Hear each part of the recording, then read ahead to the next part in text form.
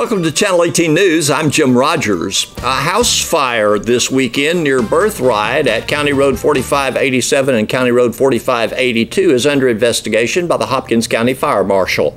The structure, vacant for several years, was fully engulfed when county firemen arrived as they responded to a grass fire. They found the structure already engulfed. According to Hopkins County Fire Chief Andy Inslee, anyone with information regarding the structure fire is encouraged to call the county fire department.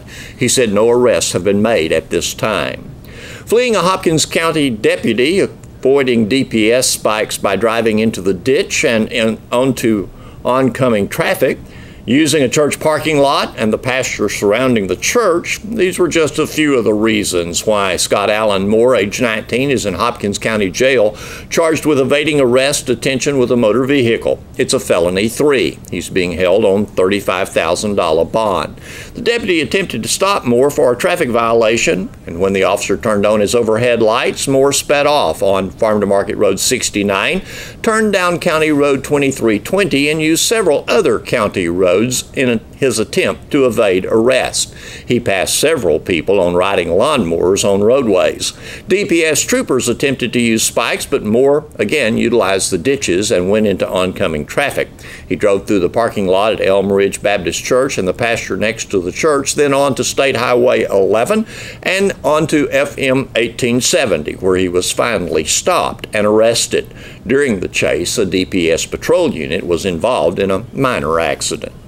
When a Hopkins County deputy stopped Sharon Donise Simmons, age 47, of Sulphur Springs for a traffic violation on State Highway 154 near FM 1567, the fact that she was nervous, had a suspended driver's license, and no insurance card led to further investigation.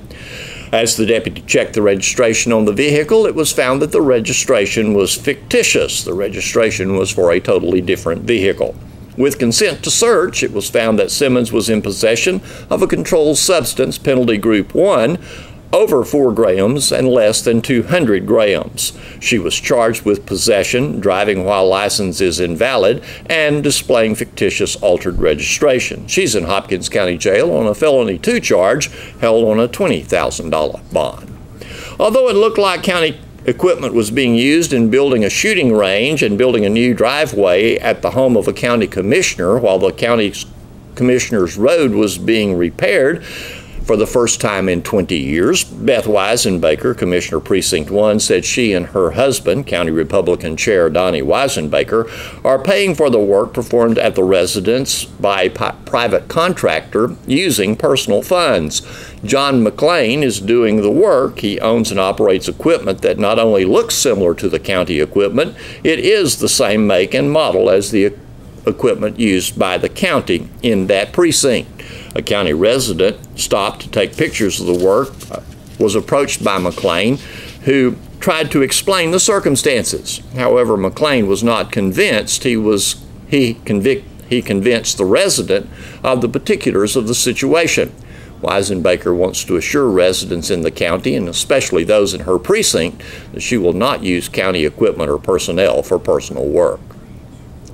A Tuesday meeting for the Sulphur Springs School Board at 6 p.m. will focus on the pending resignation of member Kerry Wright and the appointment of his immediate successor. Other items on the agenda include Head Start items, budget items, and the superintendent's report on student enrollment. Sulphur Springs City Council will discuss and set rates for a number of budget items and will hear the first reading of Ordinance 2693, amending and replacing the Food and Food Establishment Ordinance for the city during their Tuesday City Council meeting. The council meets at 7 p.m. in the council chambers at City Hall. City Development Director Shane Shepard describes the need for the new ordinance. To KSST's Doug Haston. Well, so we have a business in the community that's gone through several inspections, and they do pretty horrible at their inspections, almost where they are a actual public, that they can be dangerous to the public. And but we have no mechanism to shut down a business that is dangerous food-wise and creates foodborne illnesses. And so we have to create an ordinance that allows us to shut down a business if they are a public health risk.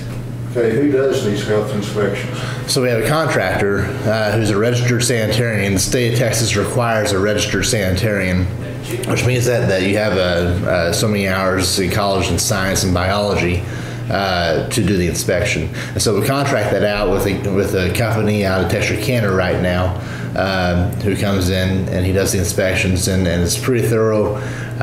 And what I like about the contracting is that he shows up whenever he wants to.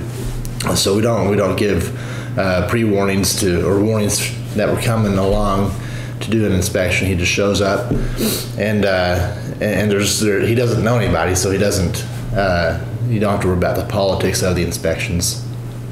How often does the restaurant get inspected? So right now it's once per year, but it's going to increase to twice per year with this new ordinance.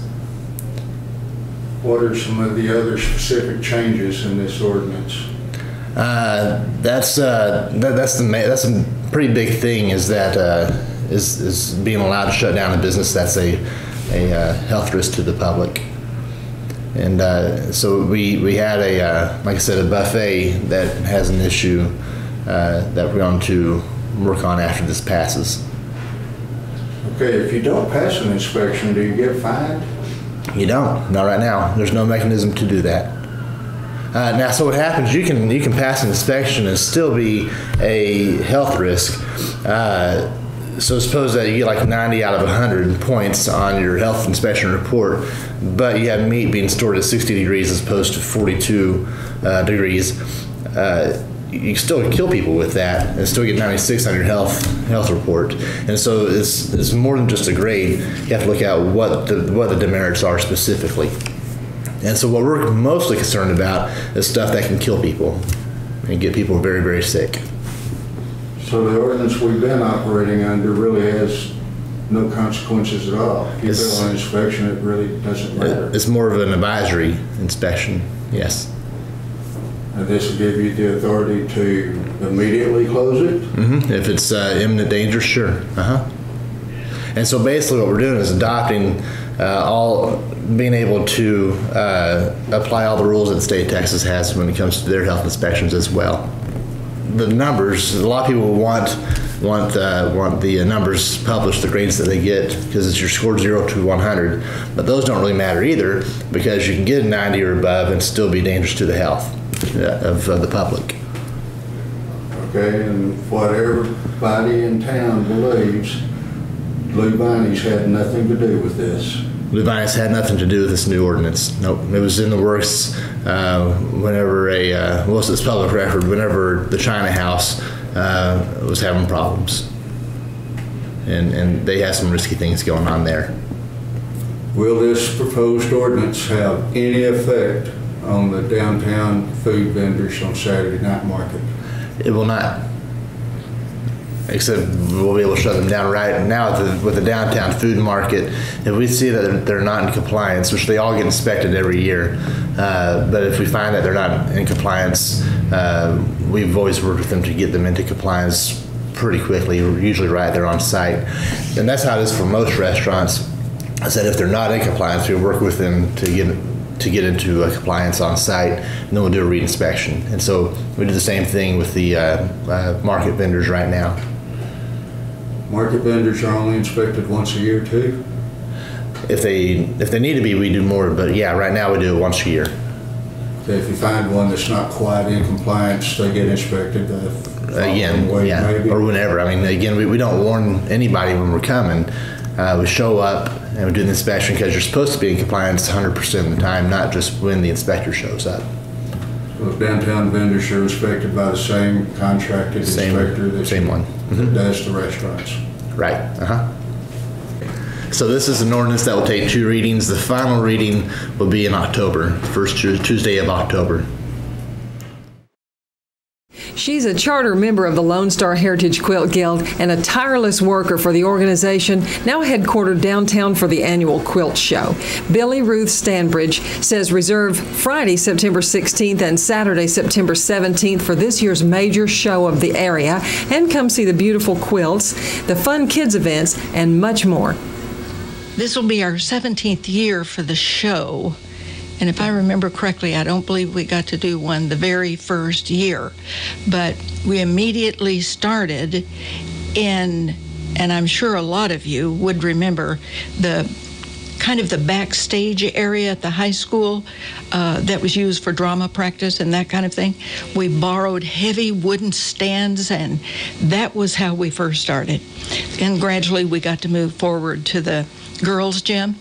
And from that time on, we got to have basically full-blown shows, which have grown in popularity and outreach around the area. You were involved with Fall Festival during its September run, but when it moved, you remained in the third weekend. Well, that was, you might look at it as an opportune moment for us to be a standalone event. We'd talked about that for many years, but that's a big step to be a standalone event. But there was a real advantage in being downtown with all of the parking available at the Rock. Okay. And that's where we had the opportunity to move our show. And it also gave the opportunity to the ladies to be within a block of downtown. And so much has been done downtown, and many of these people from out of town wouldn't have even known about that. So I think it was a good move, and one that we continue to do. So I think it was advantageous for us. Well, and me too. Lone Star Heritage Quilt Guild is more than 17 years old and having your 17th annual show, which other towns bigger than Sulphur Springs have not, the ones that we know about, have not been able to really compete with what we are able to do here. Well, I guess it calls for a very strong unit right from the beginning, which I feel that we had. And beyond that, the skill of the quilters continued to improve all the time. I'm telling you right now, I am amazed at much of the talent in our guild. Now, Wilma Moss has gotten a lot of attention, and especially at a national level, which is terrific. But let me tell you, we've got some other ladies with that kind of skill. But that doesn't mean they always enter, you know, or just don't feel that competing is their thing. But Wilma has really brought attention to our guild, which is super. And as far as our being able to hang on and do a show every year, I think it's the strong leadership and the participation. Because if you don't have those two things, and the others being a good place to do your show. Which you have at the Rock. Right. And the show will be September 16th and 17th. Right. Friday and Saturday. Okay. And some of the things that you will see are 140 quilts hung in there. Yes, 140. Special Actually, speakers. I think it came up to 141 right at the last, yeah. And special speakers. Special speakers and special activities. Our special speaker is Linda Neal, and she has just won all kinds of awards. Well, for one thing, she's won Best of Show with us 2 different times, and Viewer's Choice another time, and then in Paducah, Kentucky. And I make that distinction because I did, the first time I was telling people about this, I didn't know there was a Paducah, Texas. Okay. But there is. I see. But the quilt show in Paducah is just almost beyond anything that you could describe. It's absolutely fantastic, huge, and it's a very little town. And she won the Judges' Choice Award there with her quilt. So she will be available to speak and show her quilts 2 times on Friday, 2 times on Saturday, and in the mornings will be at 10 o'clock, and then the afternoons will be at 1. And that will be a real treat for us. And then I don't want to overlook, so often for events, parents or grandparents are afraid to bring the children. Because for one thing, all the quilts that are hanging You're not supposed to be going up and touching. But Melissa Bonzer is in charge of all of the activities for the children. There will be a scavenger hunt. There's story time with Grandpa's quilts. There are prizes. There's just all kinds of things that they get to do. So instead of not encouraging your children to come with you for fear that they're going to have fingers on the quilts, instead, make sure you bring them because there's lots of things for them to participate in. And children under 12, free admission with an adult. Right. And our tickets have remained at $5 for such a long time. The tickets themselves are available $1 a piece or six tickets for $5. It's a bargain price. It surely is. And I have the quilt. Please show here us to part show. Of that quilt. It's a big, now, heavy one. It's big and heavy. So I'm just going to lift it part way, but it's already been at a show where it won a ribbon, a blue ribbon. I see that blue ribbon there. This is it. Many, many pieces, and let me tell you, it is gorgeous. Is this one called Autumn Stars? Right. Okay. Right. And it's something that I think that if you were lucky enough to win, you'd feel very fortunate. It is something that you probably would keep forever. It says on your postcard, this Autumn Stars quilt that Billy Ruth is showing there, designed by Joy Gregory and made by quilt members, or at least the piecing of it, and then quilted by Deborah Hager. Right. That's a work of art. Talented people. It has a beautiful autumn-colored backing on it. Oh, yes. Yes, this is the backing. Oh, that's just lovely. And of course, when you get any of our quilts, you always have the participants, something of the history, usually a date, things of that nature.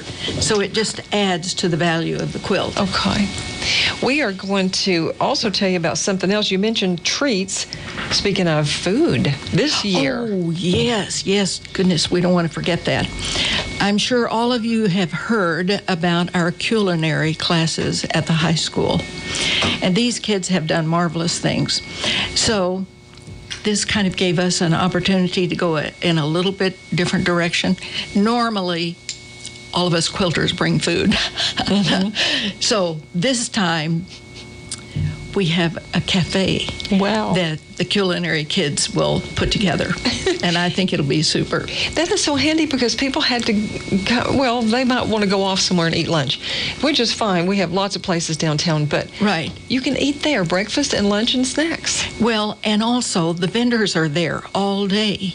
And unless they bring food for themselves, they have no way to eat. So that's why all the food that we brought always was available to them, too.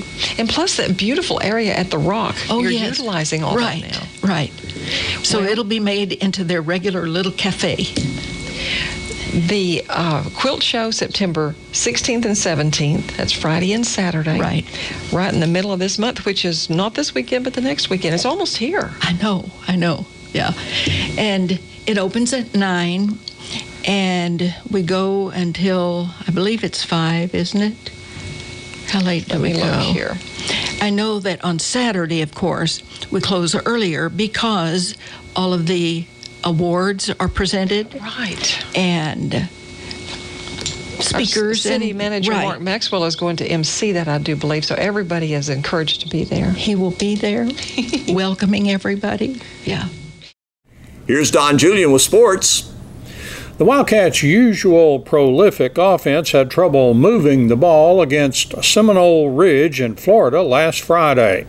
We get the story on what happened and a scouting report on what to expect from the Paris defense this Friday from Wildcats offensive coordinator Matt Young. Inconsistent would probably be the best description. Just every way we could stop a drive, we did. Really not near the execution level we had the week before. Simeon Taylor made some plays at receiver, made some really nice catches over the top of people, even had one that was called off that video-wise shows otherwise, made some runs after the catch and did well. Up front, Gideon Gregory, still a strong presence inside, along with Richard Green, but they did a good job with their linebackers filling fast and missed us some. They varied their fronts. So some very young guys blew some stuff up front. Cern Rogers had an okay day running, but ran into some difficulty there. just some overall consistency. Ryan made some really nice throws at quarterback, and then he also missed on a couple. So just kind of back to work, just kind of go back to details. We know for us, we talked about it last week, we've got to execute, sustain drives, play physical, and when that execution faltered, then it led to things not being successful. It seemed hard for us to get anything going in the second half. Was it we run out of gas, or did they make adjustments, or what was going on in the second half? It was really just the same inconsistency. We came out the first drive, got a first down, got to a 3rd and 5, and missed. We came back another drive, got to a 3rd and 3. We converted the 3rd and 3, but we had a false start. So then it becomes 3rd and 8, and we convert it. We get a holding call. The only holding call we had all night, the only false start we had all night. So it wasn't anything. That's what we talked to with the kids, that really it's just a chance to learn. Great opportunities from when we leave the pocket where guys need to scramble, to how we handle blocks, to how we communicate fronts, to how we take care of the ball. We put the ball on the ground a couple times. Just a great learning opportunity. We had a lot of guys make plays and move the ball, but we've got to execute over and over to get it in the end zone.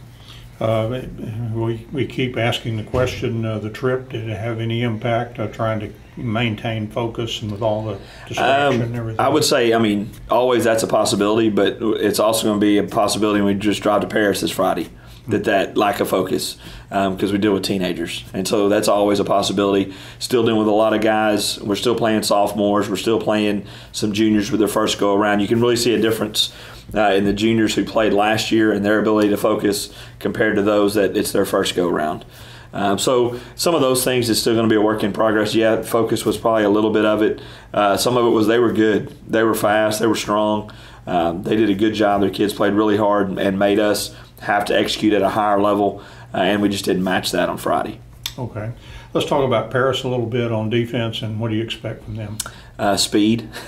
It's old school Paris. They got great length in their players. They got a cornerback, number 2, Pipkins, that if the ball floats at all, he's going to break on it. Linebackers, extremely rangy. The inside linebackers being recruited because he's a big physical player, even though the guy next to him who's not his stature may be a better player and just a great high school football player. He gets off blocks and makes tackles. And then basically anybody they put on the field is going to be able to run and cover ground in a hurry. So we're really stressing being physical. That's our strength up front. And then really timing and the details on the outside to be able to throw and catch. Paris, a couple of years ago, they kind of dropped the series with us. They weren't very competitive. Almost seemed like from the time they dropped it, they became pretty competitive. I guess this will probably be maybe a better Paris team than we're used to seeing the last 3-4 years ago. Maybe so. And they get better as the season goes. They've got some young kids playing, but they got them really playing hard. Had a great come from behind win last week. After losing a tough one in the opener against a state-ranked Terrell team. So we'll have our hands full. It'll be a battle back and forth, and really just looking for our kids to execute and sustain those drives and finish in the end zone.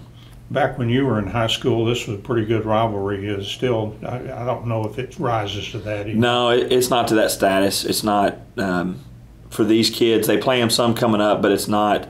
You're not playing them in everything. It's not the big district games. It's usually for junior high kids. It's maybe their opener. I would say more with our kids right now, it's more of a White House rivalry. You see them kind of in every sport. You met them in significant games and playoffs, and that's probably one they kind of cling to a little bit more than a Paris one.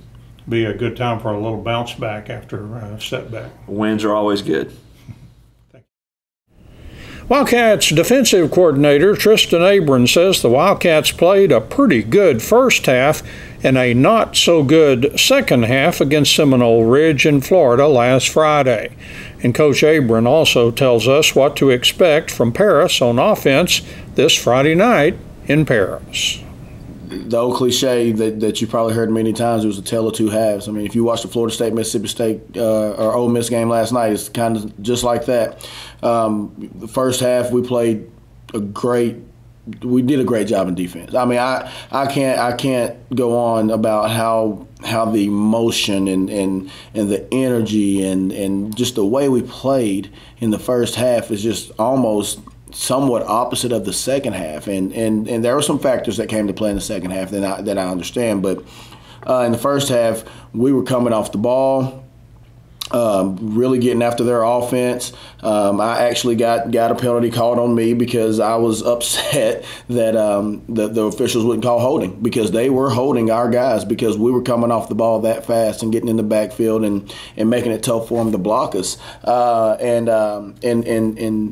And by doing that, we created a couple of turnovers. We got the ball back to the offense, and with the exception of 2 blown coverages, we did a great job forcing them to do some things that they weren't wanting to do early, and it was helping us out and it was playing in our favor. Then along came the second half, and I guess we went in the locker room and got content with where we were, and came out and let them drive down the field on us and score the first series of that half, which we talk to the kids, and we have to overcome those types of things. Those types of things will happen, but we have to overcome them. And then as the half went on, we started to lose energy. We got a little tired, and one thing led to another, and it turned into just a bit of a downfall. But it was a big learning experience. We did a little survey with the kids yesterday, and on several of them, the learning experience, or the thing that they said that they learned from the trip, and it wasn't even based off of football, the meaning of the survey. It was based off of just the Disney trip. And several of them wrote, well, we learned that whenever there are distractions that come about, we have to stay focused. And that was really great to hear from a coaching standpoint. But, we were really wanting other answers there. But all in all, it was great. It was a good experience. It was great to go represent Texas. I know that we didn't come back with the win, but when it was all said and done, we got a lot of positives from their coaching staff and on how hard our kids played and how disciplined we were, and that's always fun to hear and always good to hear and to be excited about. So that's that now, and I'm glad we're able to now get back into our normal routine to see what we can get back into. All right. Back in the day when you were in high school, Paris was one that all the people around here really circled. It Yes. was a big ball game, and so tell us what they kind of challenge they offer on offense. Well, Paris is Paris. Like you said, if you've been around here for a while, you know what Paris holds, and that's what they are. They're fast. They're shifty. They have athletes all over the field, and I'm talking big and small, and they are physical, and it's typical Paris. So it's really a really good opponent for us, especially 2 weeks away from district play. This is a good opponent to get us going into what we need to see, and the type of speed that we need to be used to playing, and the type of physicality that we're fixing to have to play for district. So we have to be aware of their quarterback. They've played with 2 quarterbacks in 2 games. But specifically, one young man has started to get a lot more of the snaps. He wears number 13, and this guy is good. From what I understand, he's a former running back that they have converted to a quarterback, and if you see him run, then you can understand why. He can make you miss, and he will make you miss. And when he gets in the open field, it's hard to catch him. So we have to do a good job of corralling him. They have O-line that they have what we're calling a couple of giants, and then a couple of little guys that are just feisty and nasty. They get after it. They move well. They get on you. They won't get off of you. So we have to do a good job with our D-line of trying to beat them off the ball and creating some havoc in the middle right there with those guys. The run schemes that they run are great with the quarterback that they have, as well as with the running back that they have back there with him. They utilize 2 different running backs. Both of them are fast and will run downhill. They don't mind running over you. They don't care about having to try to shake you, in which they can do that. But they run downhill, and they do a great job. They are a great complement to that quarterback that can also run the football. And then they have one receiver in particular who wears number 2, who I'm not sure how tall he is, but I'm going to say he's 6'3", just because he looks that much taller than everyone else on film. And it's just, I'm going to throw the ball up to that guy whenever we need a play made, especially in the end zone, and he's going to go get it. So we have our work cut out for us this week. We have to get back focused into a normal routine and do what we can to slow down this offense. They run a couple of different types of schemes where they will spread the field, and then they will bring every big boy, it seems like, on the sideline on the field and just run it down your throat. So we have to be prepared for both of those, and they're really good at both of those schemes. We have to be prepared, and we have to make sure that we understand what's coming and what's the best angle that we need to approach it as far as trying to stop what they're doing. And they have some really good things that they do to counter whenever you stop one thing. We have our work cut out for us, but it's great. The guys, I believe, were more focused yesterday than honestly I could have expected after coming off of last week, and then yesterday being a holiday. They were really focused, so I was pleased with the work we got in yesterday. We need to continue to do that and progressively get better all week. Thanks for watching Channel 18 News. Have a great evening.